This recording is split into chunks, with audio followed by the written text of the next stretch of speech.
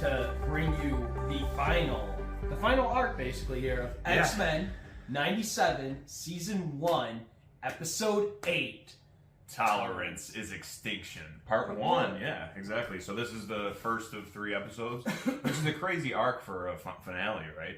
They're just starting off, you know... I mean, this whole season, though, right? It's been... Like every time you're like, I can't... They can't top what they just did. They continue to do it. And this episode is no different, if we're being honest here. I honestly wouldn't mind a filler episode at this point. At least like a more... And this one was pretty dialogue heavy, right?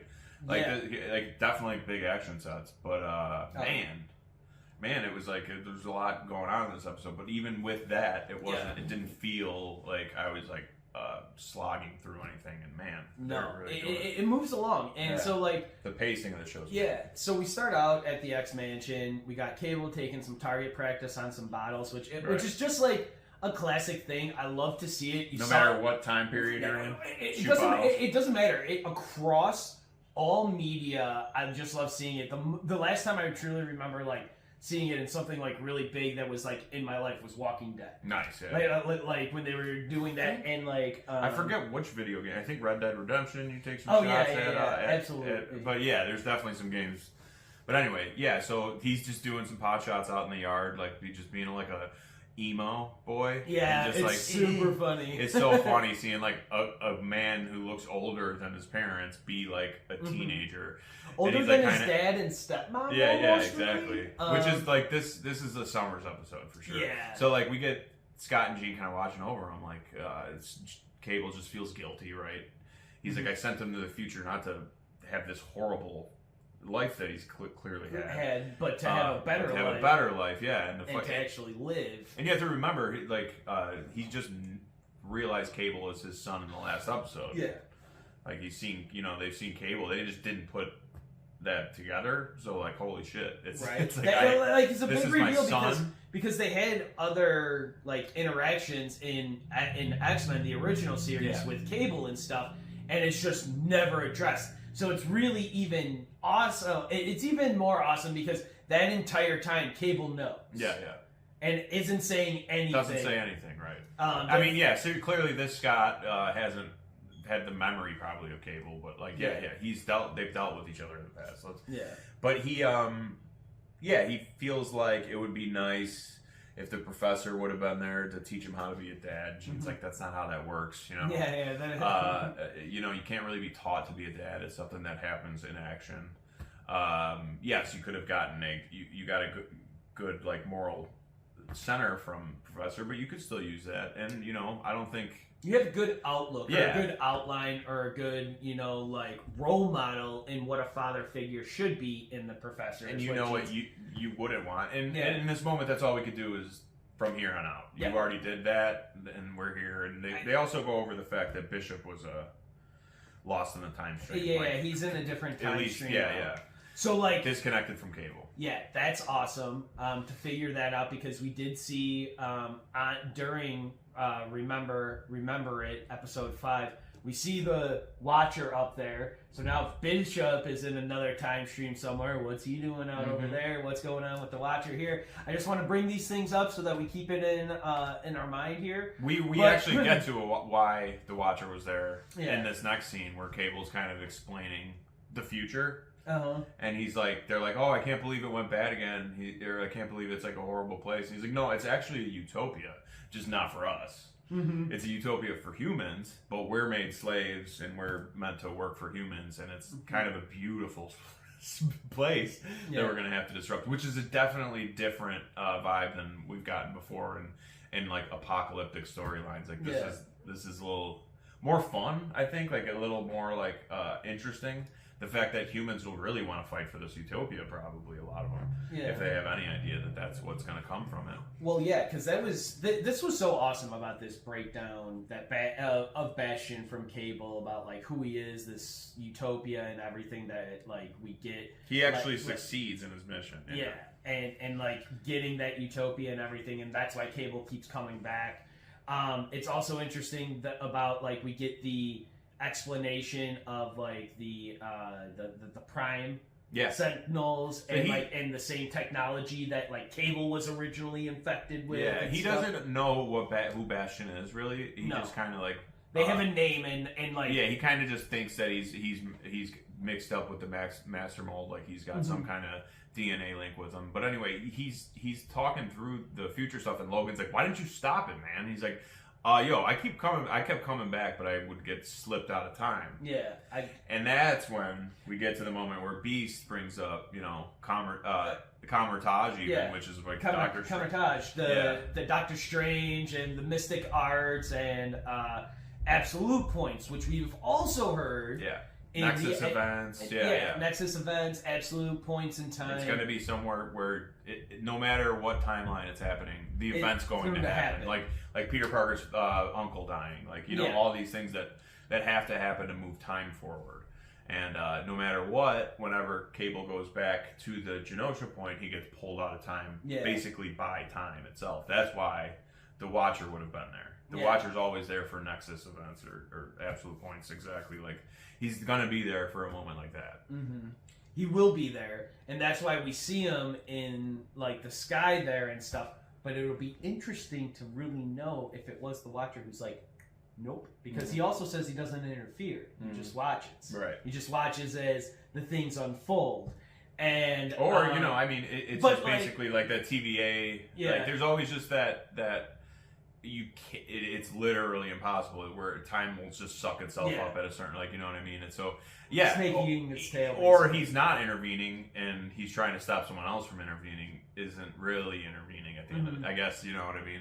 That's keeping the table straight. But I don't know if you'd even do that. Like, the Watcher really only comes down for, like, I don't know, the big stuff. Yeah, the big really, stuff. really big. And Cable finally tells him he's got like a rebel in the future found one of Bastion's facilities. Yeah, has an address and a that location. They should just run in. Let's go now. And Cable's like, whoa. Cyclops is like, dude, all right, calm down. Let's we should probably get recon. Like, who is this? And that's when he says the Master Mold thing. And before we go like guns blazing, like, can we at least figure out who we're fighting, what we're fighting? Yeah. But as they're bickering, Jean stops them.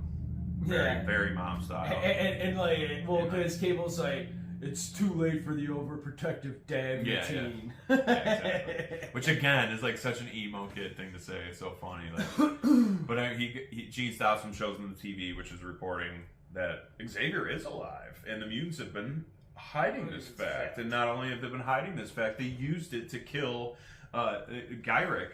Well, it's implied. Yeah. Because they say that Gyrick was found dead in his Mexico City thing. I'm saying what they won't say. Yeah. You're saying the quiet part out loud. Yeah, exactly. Shout out to Charles. So it's just basically a short... It's great. It's great exposition because it's really short, but you understand that, like, okay, human relationships are going to go down the tubes if they haven't already. Well, and then, like, they also realized from, like, the announcement of, like, Charles still being alive because they didn't really, like, know that. And where in like Bastion and stuff. Yeah, they weren't even hiding it. Like they just didn't. Like it all clicks that it's like, oh, this has been Bastion from the get-go. This is starting now.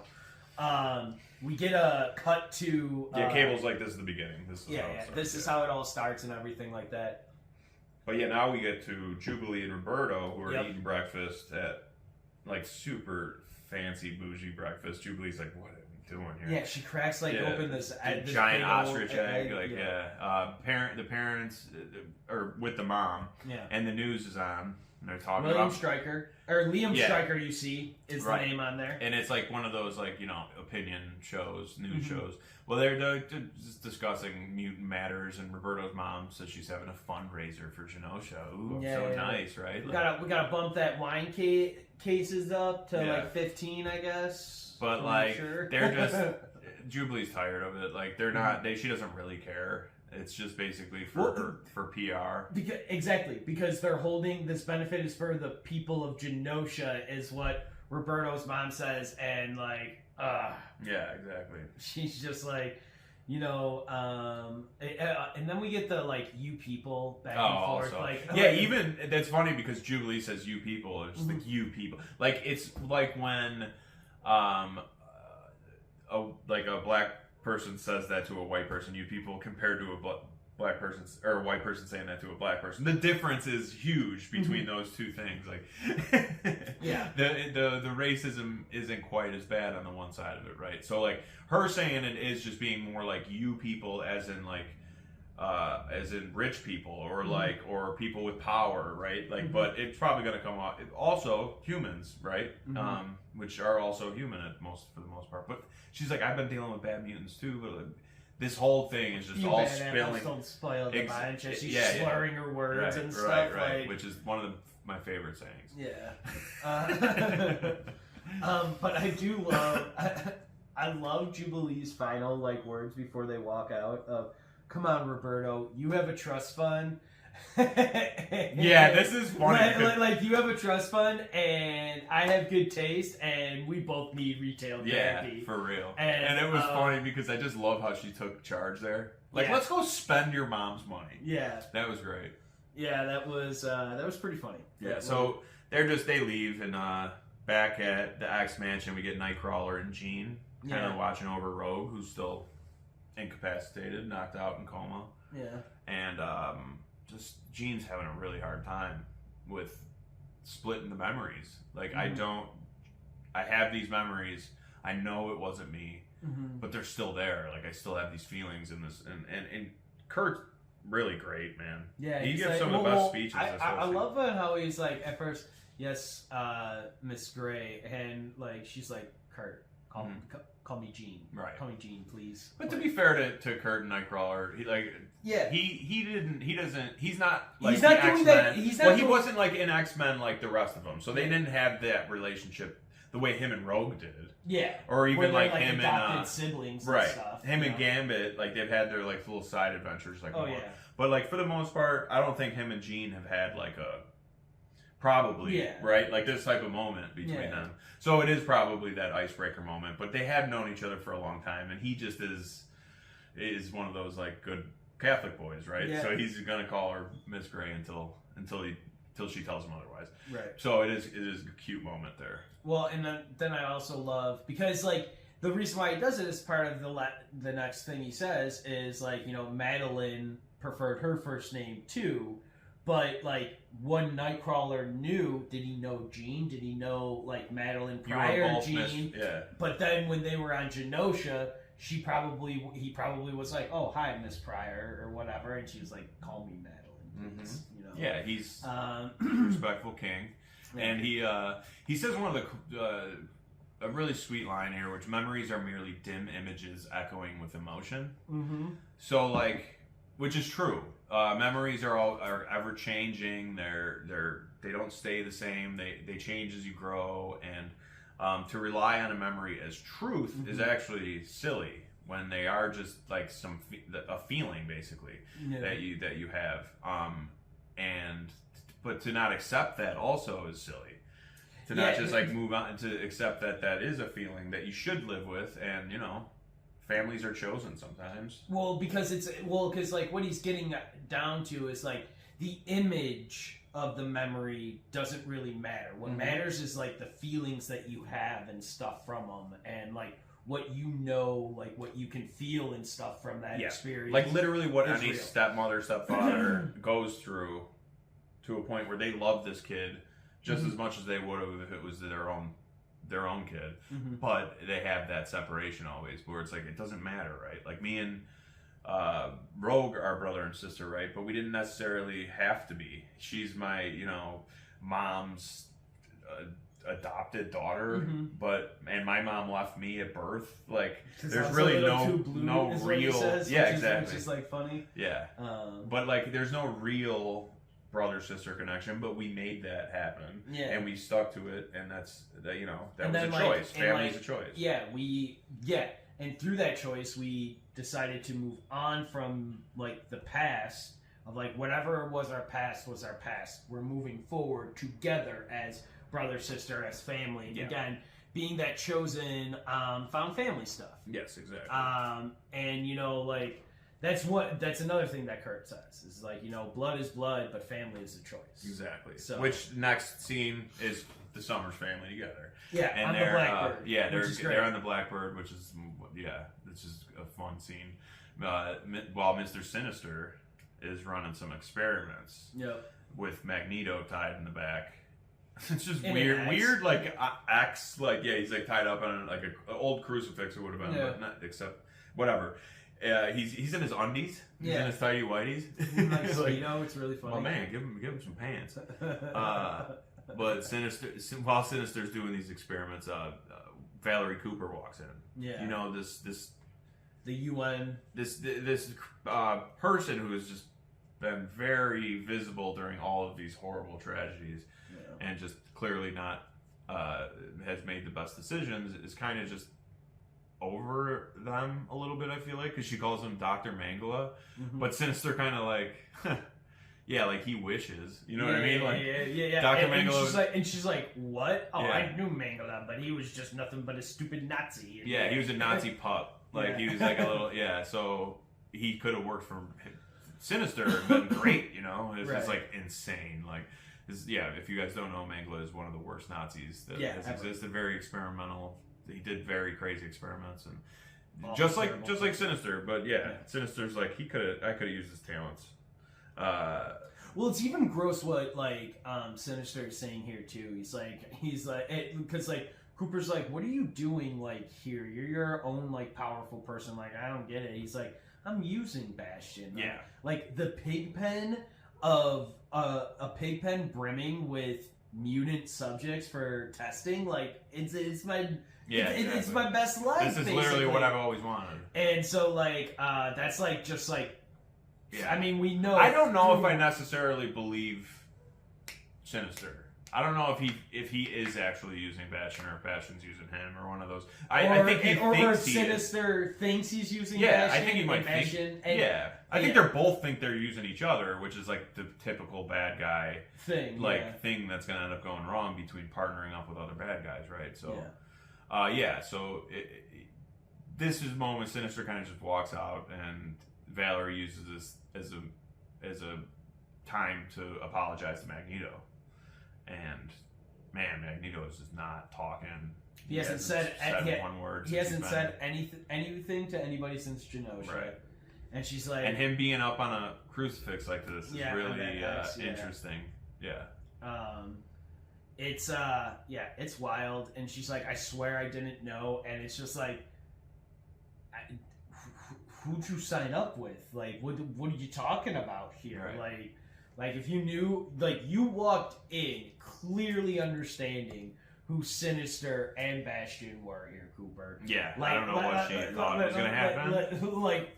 This is... But let's be, can we talk about who it might actually be?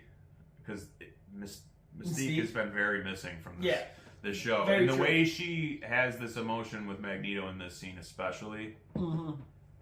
You're not wrong. That's a great call. But maybe there's something beyond that. Maybe there's maybe she doesn't know she was Mystique. Maybe there's something else. Because where is Mystique? We have to ask that question, right? And we have plenty of times. I mean, we got 2 more episodes left after this one because spoilers, as far as we know, we don't see her in the rest of this one. So as far as we can lay that out there.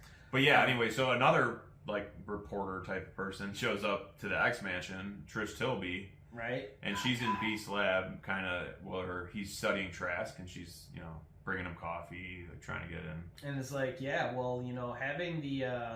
having him here, that's quite the storyline and stuff, and oh man. Yeah, but he's careful. He knows now. We saw that in that one episode. When he started closing the curtains and everything. Yeah. He's gonna talk to her, but not probably as openly as he would have in the past.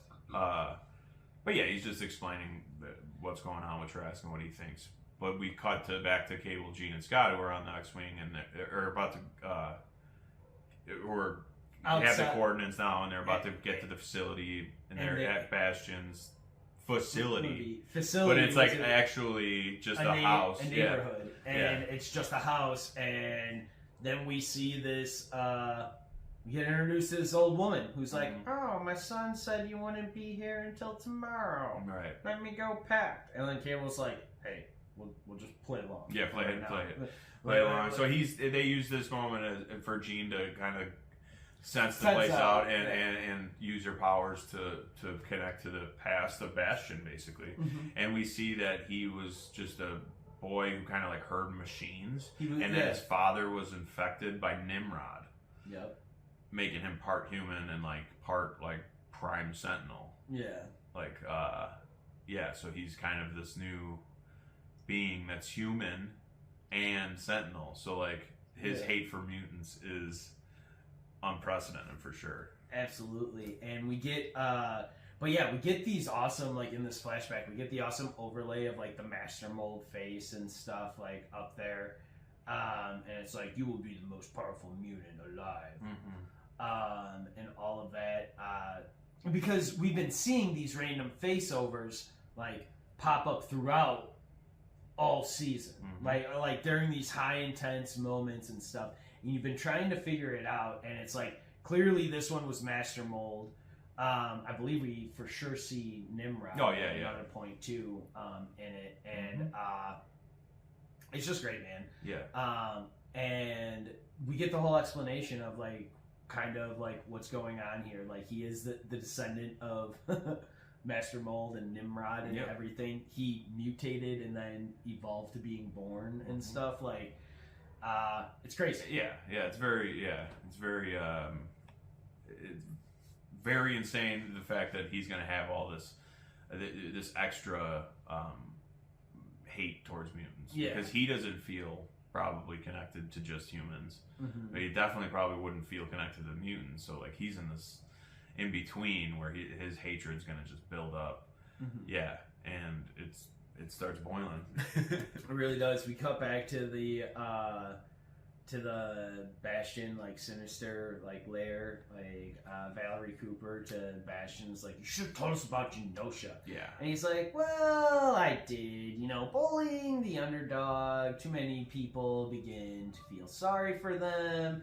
He wanted to literally overload the senses of people. Just like after any tragedy, people are very susceptible to brainwash, basically, or propaganda, you know what I mean? So people are susceptible to believing the worst about each other in those moments.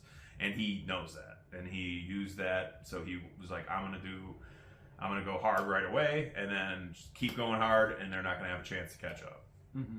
Basically is what he's saying. Overload their bandwidth so they didn't have enough time to process. And apparently this is a supervillain meeting where we see Dr. Doom, which was so sick. So cool. Where he's not necessarily happy with how he did it. He's happy with the outcome. He's fine with the outcome, but he's just like, those were war crimes, my guy. Yeah. He's like... He's got his... Again, Dr. Doom... Do not mistake Doom's collusion as indifference for clear, flagrant war crimes. At the end of the day, he's a leader of his own... You know, he's got his own moral code, like, you know, any villain. But then we get Zemo, who doesn't seem to disagree with him. He just seems hesitant. Yeah. Because he knows humans are still kind of sympathetic towards the mutants, but Bastion's like we still have President Kelly in there that he brings up. Bastion's like, I got that, don't worry. Yeah. And then this is when Bastion starts showing Valerie the true plans. Well, yeah, because there's this other unknown woman, like even with the subtitles on, like you don't get no. Because that's how I got that. That's how I got Zemo's name. Like I was like, I couldn't really tell through the screen. And to be fair, like Doom, you just know he has such an iconic. Zemo had the purple mask on and stuff. It was. He had a mask, but like it was still tougher to for sure. him out. But like even with the subtitles, then like they just say like they don't even give a name to this person on there. Who then? I think it was either meant to be a secret or just be like, hey, there's more than just regular supervillains in here. There's like, you know, there's a lot of people in this meeting. But she is the one who's like, no, you got to keep Dr. Cooper stays with you so that we can make sure that the memos actually go out.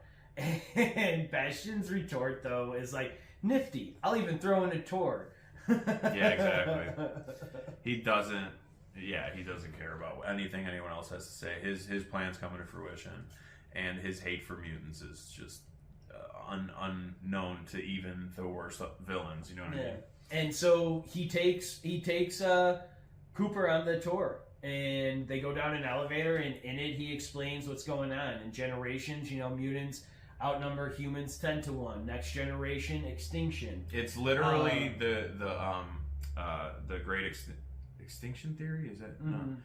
Where people think white people are going to be, the minority, and within it, man, I forget what it's called. It's some dumbass conservative theory that people believe in.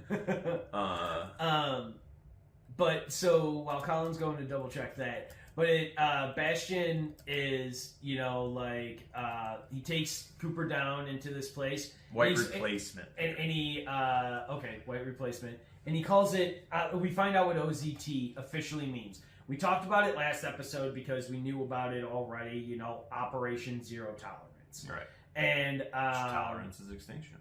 Right. And this is also funny because he talks about that scary ozone stuff, like act today, save tomorrow.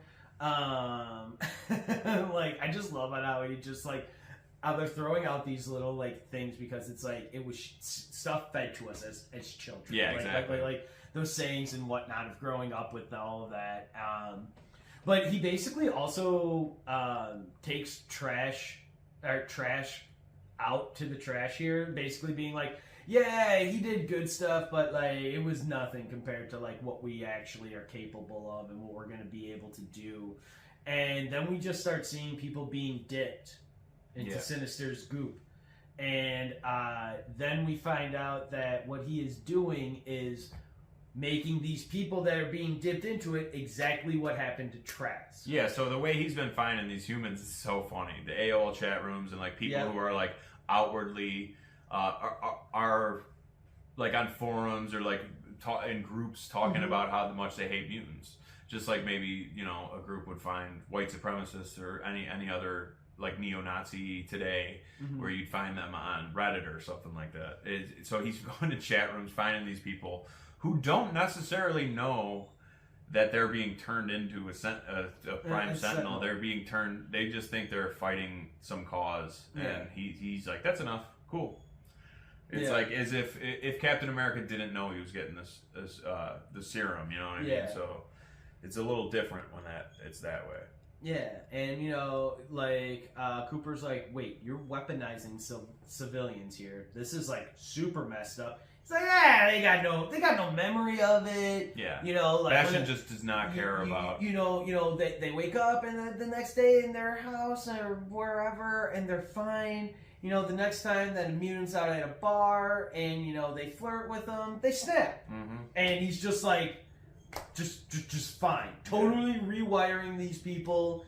He has no lines clearly. Yeah, no line. But it's one thing. He's also lying to the people. He's also keeping the fine details they always tell you to read. The most important part. The most important part. He doesn't even have the fine details listed there. No. It's just sign. It's you hate mutants? Here, sign this. Sign on the dotted line here. And, so he's using human beings as his army, basically. An army of sentinels, and cut to Bastion's mother, who's kind of telling Jean Scott and Cyclops Jean Scott and Cable about Bastion's final dream and how he really wanted to come about with his final dream, and she starts turning into a sentinel. Mm-hmm. So as she's turning into a sentinel, hold on, the final dream painting is insane because it actually is the X-Men versus the Sentinel. Yeah, exactly. Be a big Sentinel, Master Mold kind of looking thing, and it's all of them kind of fallen, death, and destruction all around. It's a beautiful painting, and so this painting is clearly from his memory. Yeah. Right. He's having it's because he can remember because he's connected to the program that made the Sentinels. He's deeply connected to it. Mm-hmm. And back with Roberto and Jubilee at the mall. Yeah. Let's go to the mall. As they're trying on some fun outfits. Oh my god! I almost half expected a montage here, a little more, and the butler. That they're with is taking him out. He turns into a sentinel. Forward. Yeah. So as he turns into a sentinel, they start fighting and running, and the sentinels across the world are kind of being awakened. Which another one of them happens to be in the lab with Beast. Trish Tilby turns into a sentinel. We cut back to the X-Mansion. Yeah. And this Trish the dish needs to get the F out, man. Like, she sucks. Yeah. And she's trying to kill you. Yeah, so she takes a beast out, and there's like a fight with, Wolverine's there, the rest of the mutants there. Oh, dude, that's crazy, because they're in the lab at first, like, down below everybody, and then, like, Beast gets, like, hit up through the lab, through the floor, and then, like, just bounces, and it's like, yeah. And, like, Wolverine's like, yo. Yeah, what's up? What? And, like, Morph is just, like, confused. But also ready to go. Yeah. Pretty soon, like, the world's overrun with these Sentinel zombies. Yeah. Each one of the X-Men groups, like we were just going through, is fighting, like, hordes of these things now at this point. Mm-hmm. Like, every, like, third person is becoming one. Right. It seems like sometimes. And cutting between fight scenes of Wolverine and the X-Men, fighting to save Rogue, like, is still in a coma and stuff, and the Sentinels are just hovering over her, like they're ready to take her. I love in the one quick after the Trish fight, and she busts through. She whatever. She says something, and then they like cut to the Bastion house. I love Scott. Got any more of them nifty grenades, Cable? Like, a lot more. And then that's where they realize their whole town is there. Yeah, like they're getting overrun. Like it's a zombie episode basically. Like zombies are coming, and it really is. It's great. And these hordes are coming, and this is though the coolest scene when they're in the X Mansion fighting the zombies going for Rogue, and Nightcrawler comes in with his swords, and he's using his tail even, and he takes Wolverine though in one of them because he's taking all the Sentinels away and putting them on the roof or whatever, and he takes Wolverine, and we see the POV of the Banff. Yeah, we see them going through the Banff, but it's through like Logan's POV, I guess. Yeah. And man, is it so cool. The best thing about Nightcrawler getting the swords is that Nightcrawler and Morph get thrown through a wall together due to Trish being Sentinel Prime Trish at that point. And then the swords just fall. And the Sentinel, then we cut down to Rogue laying there with the Sentinels being there, and the Sentinel's like, "What? How many reason? Or why do you have any reason to like try and stop us?" And Wolverine, I just love him so much. He's like, "I got 6 reasons right here for you." Because I can fight. And then we get Kurt. He's like, 9. Yeah. And the fact that he's holding the third sword with his tail and so fighting with it, man, is so cool. Yeah. Perfection. Absolute perfection. And the slicing and dicing here that those two do. Yeah, so they're slicing and dicing pretty good, but the Sentinels are reattaching themselves. Yeah, they're able to just like reform, like kind of like Thing, basically, just kind of be drawn back to each other like T-1000 stuff, Deadpool kind of thing. I love when we cut back to the mall with Jubilee and stuff. So like, first they're running in the mall, and Jubilee, they're on like 2 different levels, and Roberto like flames on basically, for lack of a better word, and saves her, and she was like, "Oh, thank you, that was so nice." And then we get it again here when he's trying to fly through the city when they're driving. I like it because she's like, I don't. Everyone knows how to fly but me, basically. And she tries like kind of using her powers to fly across this spot, and Sunspot finally turns his flame on.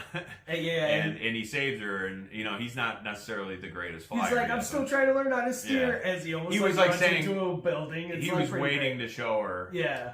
He was kind of using it as a surprise. And so cut to the Blackbird being taken out, and like the bunch of Sentinels are on it. Yeah, there's a horde of them. They're made to escape on a Porsche.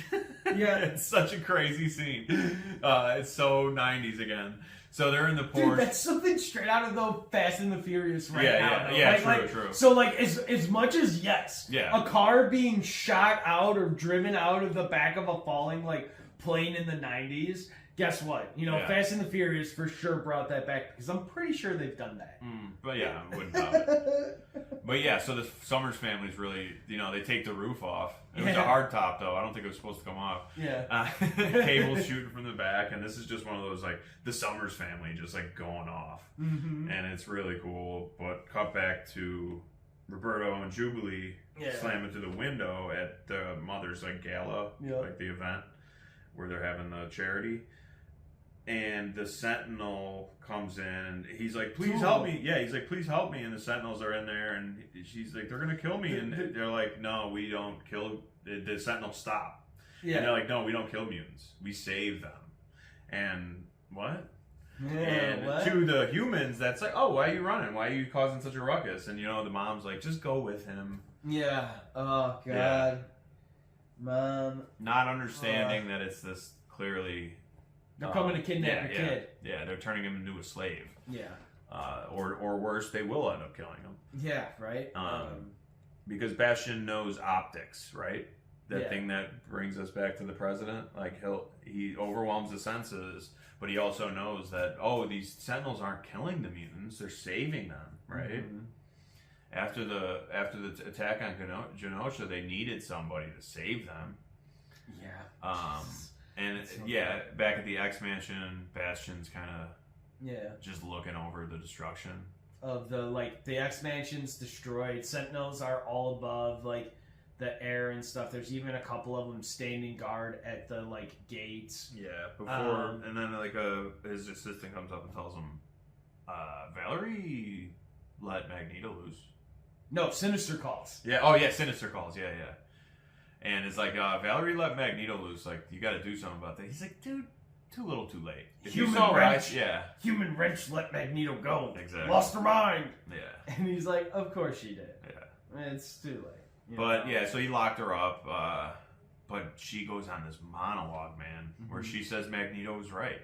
Yeah. And in that, I was like, this has to be Mystique, right? Magneto was right. Like, all that stuff. Like, I don't know if maybe Mystique got something happened to her, you know what I mean? Where maybe Bastion ran some experiments on her and her memory screwed up or something. I don't know, but either way, she's on Magneto's side at this point because no matter what the mutants did, if this was always going to happen regardless, what was the point of them even trying to bring peace or try to live amongst humans or whatever? But so this is the moment we see Magneto finally. Being released. He's flying. In her monologue, we see this, as she's talking about Genosha fell a lot. We see Magneto, being released by Cooper, him just flying off and stuff. We see Roberto and Jubilee getting collars put on them and, being, arrested, basically, and being taken away. And then finally, we get basically Magneto. He's at the magnetic poles. He's in the North Pole, I think, and he uses the magnetic poles to control and knock out the Earth's power for a second. Which, when we're cutting through the world, losing his power, we see Spider-Man, who's like, "What the hell's going on?" Spidey sense is definitely tingling. Mm-hmm. Omega Red, who's in a vat. But he's woken up because the power went out. We see Silver Samurai. Yeah. And then finally, as Wolverine's kind of there cleaning up, we see this thing come into the Earth's atmosphere and crashes into the house. And it's Professor X. He's back. Because just as Wolverine says, where's the professor? When you need him. He crashes into the house. He crashes into the house, and using his telepathy, he calls upon to meet my X-Men. Yeah, he's like, I hope I'm not too late to meet my X-Men. And then we see the 4 pictures of Storm, Beast, Scott, and Jean. Yep. To be fair, Rogue, Nightcrawler, Wolverine, and Morph are all right there around him because they would have taken Rogue out of the basement at this point. Yeah. Well, the reason those 4 showed up especially is because they're the children of Adam, right? Yeah, like yeah. Those are including Wolverine, who's like you said already in the room. And then whereas Iceman's not there though. Yeah, I don't know. Did he die in the original series? We haven't seen Iceman. Yeah, that's what I'm saying. In the like, series. Did he die? I don't remember if he did or did not actually. But obviously then we don't see Jubilee because she's definitely not there.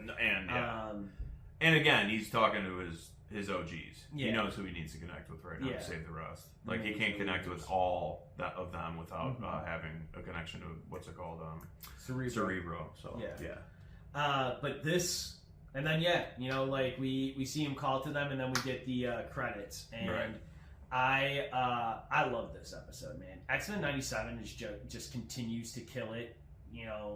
Episode after episode. Yeah, every time. It's great that they've already started work on like a season 2. Like that's already they're been done with season 2. Yeah, they're working on season 3. They've been greenlit for season 4 now. Yeah. So like that's crazy. Yeah, that's awesome that they have such a plan and such a way to keep the work kind of flow going and not let any stops or like certain people like leave or whatever. I know like despite the original showrunner for 97, I think it's Bo DeMaio, like him like being like taken off or fired or whatever. Hope they bring him back. Hope they do like the community thing with Harmon. They bring him back. I hope they do the thing with Guardians of the Galaxy, bringing back James Gunn. But yeah, back to the thing about Iceman. Apparently, he blamed Professor Xavier for his girlfriend's death. So I don't think they get along anymore. Yeah. They kind of are on bad terms. Gotcha. That makes sense. Yep. But X-Men 97 continues to crush it. We're going to go ahead and wrap up this episode. I am Jimmy with the Triple C Collective. I'm Colin. I want to thank you all for joining us. Please like and subscribe to our video and to our channel. And as always,